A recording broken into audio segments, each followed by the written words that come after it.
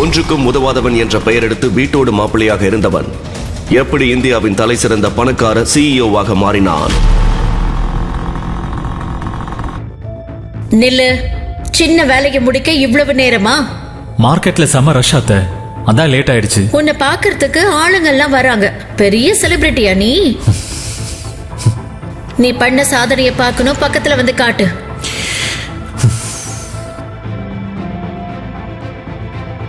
உனக்கு கீரை கட்டு கூட வாங்க தெரியாதா? நீ எதுக்குதான் லாய்க்கு? வீணா போனதையெல்லாம் வாங்கிட்டு வந்திருக்க.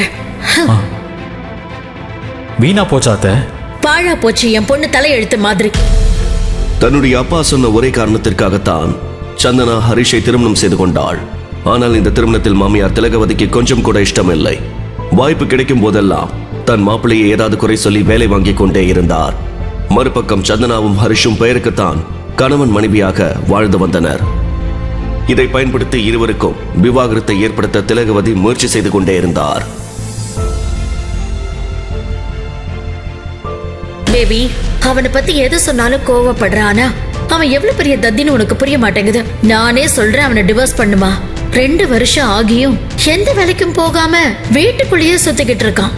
அம்மா, எத்தனை தடவை உன்கிட்ட சொல்றது? அவ எந்த வேலை செய்யலனாலும் என்ன நல்லா பாத்துக்கிறான்.